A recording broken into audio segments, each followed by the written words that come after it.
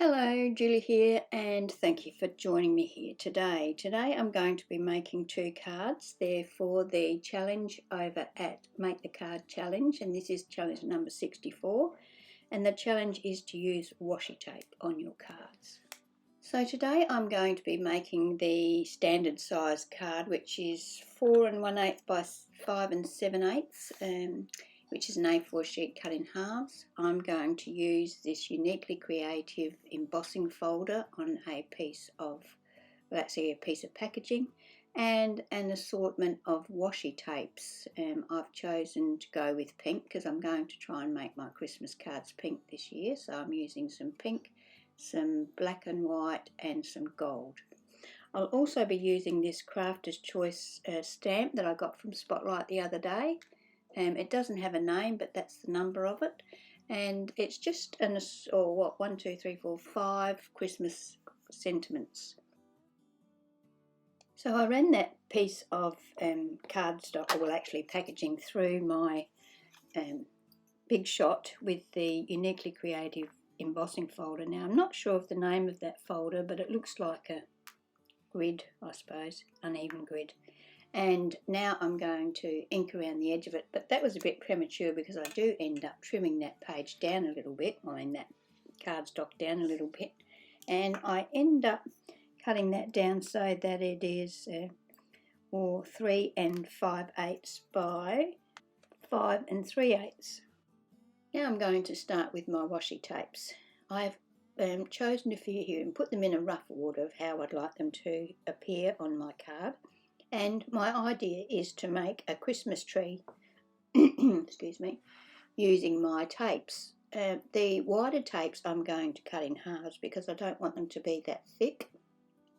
I'm just going to start at the bottom and work my way up to the top, decreasing the size of the tree as I go. Now I'm not just going to lay these straight, I'm going to put them on all sorts of angles so that it forms the shape of a tree, but they're not straight lines.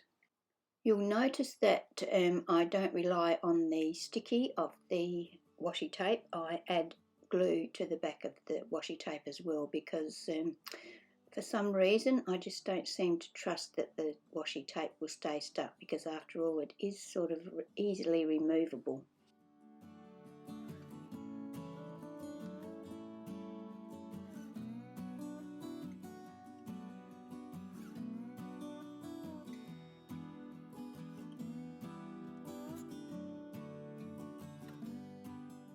I have a brown spot washi tape that I'm going to use for the base of my Christmas tree. I'm not going to trim this one down widthways, I'm going to use the whole width, and that's going to be the little tub that my Christmas tree is sitting on. I used my little star punch. That star's about a 1/2 inch in diameter, and some of the gold mirror card to punch a star to put at the top of my Christmas tree.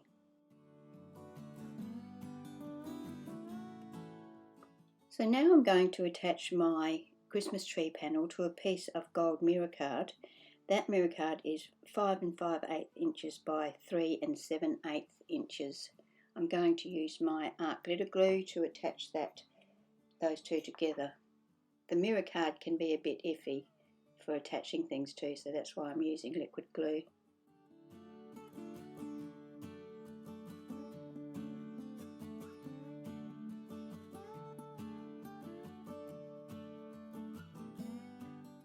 Then I'm going to attach that panel to the front of my card. My card is a top opening card in this instance, and this is a bit of a takeaway from my usual size of cards. I usually like to do square cards, but I thought I'd go with the standard size cards for my Christmas cards because I probably will be posting quite a few of them.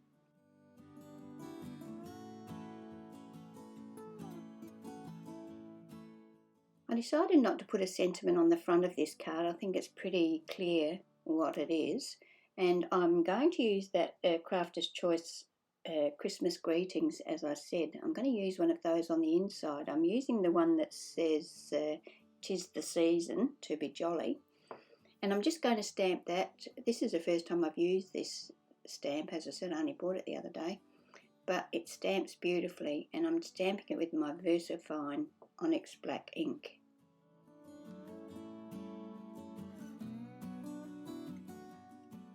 I decided to add a little bit of sparkle, so I'm going to use these uniquely creative sequins. They're called crystalline sequins, and it's UC1771, and it doesn't say a name of the mixture, but it's quite a good nice mixture of different colours.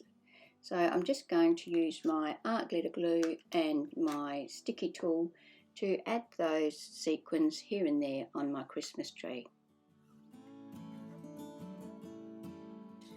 So that was that first card, and to be honest with you, that was all I was going to make. And then I started thinking and decided to do another one. And to be honest, this card didn't turn out how I thought I was going to make it. But anyway, here we go. I'm going to put a piece of jack paper, which is double-sided sticky paper, onto a piece of white cardstock. Now this piece of white cardstock is about 3.5 inches wide, and my card is the standard width, which is the 4 1/8. So I'm going to add the double-sided sticky paper to that, and then I'm going to just put strips of the washi tape on there. So the double-sided tape is so that I don't have to use glue on each and every one of those tapes. I didn't peel all of the top layer of paper off at once because I can get in a big enough mess with just a little bit of the sticky showing, so I'm just peeling that back as I need it.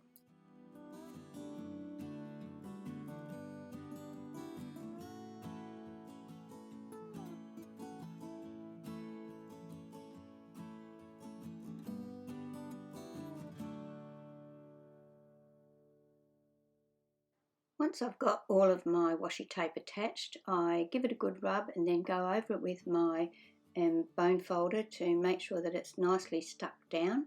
Then I'll use my scissors and trim the excess off.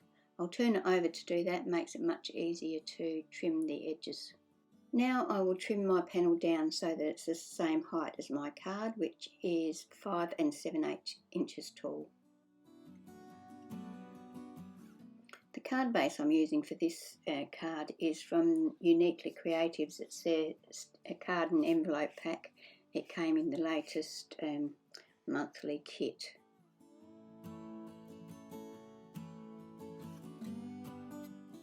Now we come to the part where it didn't work out exactly how I wanted it to. So I'm using my memory box snowflake ornament, and I took that to my Big Shot and cut it out twice from that panel with the washi tape on it.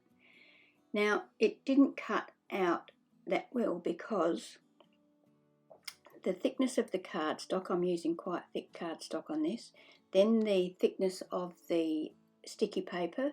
The jack paper is quite thick, it's not as thin as the double-sided adhesive sheets you get these days, and then the thickness of the washi, all of that sticky stuff didn't let all of those pieces in my die come out, and my idea was to use the pieces on top of the acetate so that the baubles had some detail in them, but that's not going to happen because those pieces won't come out properly.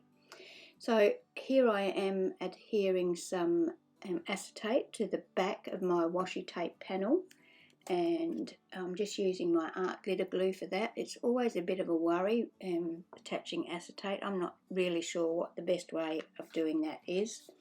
I've tried several and I've found none of them are really all that successful, but in this case I'm going to go with the liquid glue. So I'm adhering that to the back of my panel and hoping that it will stay in place.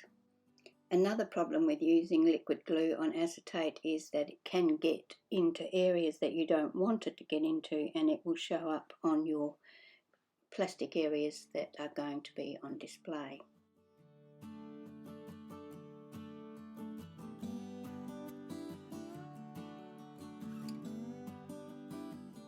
So this is where I tried to separate the inside pieces from the die cut, and as you can see it wasn't very successful at all. I suppose I could have cut them from gold or something like that and put them in there, couldn't I? Now is not the right time to be thinking that. I should have thought about that at the time. But anyway, I was so frustrated with this that I couldn't think straight anyway. So anyway, I ended up just going without anything over my baubles. Actually, I'm going to do that. I'm going to go and cut the dies out with gold cardstock and stick that on there, and I'll put a photo of that at the end of the video. Now I'm going to add some foam adhesive to the back of my baubles. This is going to hold my glitter, and I'm going to end up using a double layer of the foam tape. I'm using these scrapbook.com foam adhesive strips that are 1/8 of an inch wide. When you're doing this, you want to make sure there's absolutely no gaps at all in the where the pieces join up, because if there is, the glitter will escape for sure.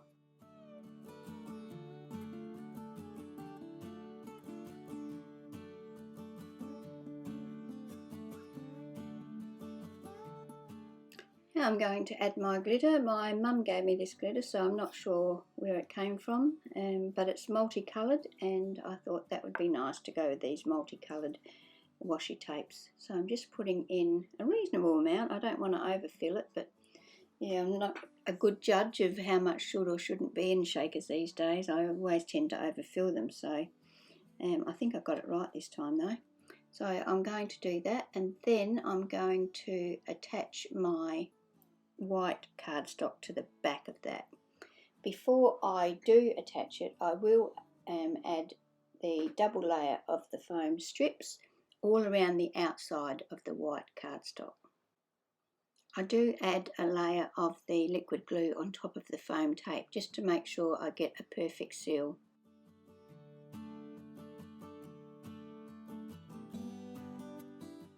I've cut 2 strips of black cardstock that are 3/4 of an inch wide, and I'm going to attach them to the bottom of my shaker panel before I attach my panel to my card base. I'm going to use double-sided tape for that, and I'm going to have about 1/4 of an inch, I guess, showing on each side.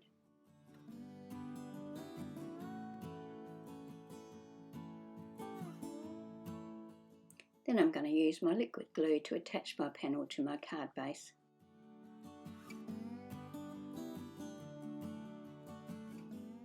My sentiment for the front of this card comes from a uniquely creative sentiment sheet. I think it came with last year's Christmas kit, I'm not sure.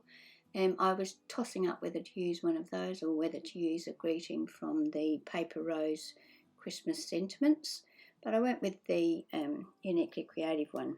They are on cardstock and quite thick, so I don't need to mount that on foam tape or anything like that. I think my card's already got enough dimension, so I'm just going to use my liquid glue to attach that to the bottom or second to bottom strip of washi. I do ink around the edge of that sentiment before I attach it, because the centre of this cardstock is white and it stands out a little bit. I've cut a very thin strip of black cardstock, and I'm going to use that as the string that my baubles are hanging from. I'm just going to attach a little bit of the paper coming from the bauble to the top of the card using my liquid glue. Once again, on the inside I'm going to use that Crafter's Choice stamp, the one that says Merry Christmas, and my Versafine Onyx black ink, and stamp inside my card. I was over at Spotlight the other day and they had this stamp. Its normal price is $5, so even that is excellent value, but this was on sale for $3.20, so I think I got the buy of the day there. So that's my 2 cards for today. Don't forget, I will put a photo at the end of this showing this card with the gold fussy cut inlay part. And thank you for watching my video today. I hope you've enjoyed it. If you have, please come back and watch my next video, whenever that might be. And thank you, and I hope you will subscribe to my channel if you're not already a subscriber. Thank you, and see you in my next video.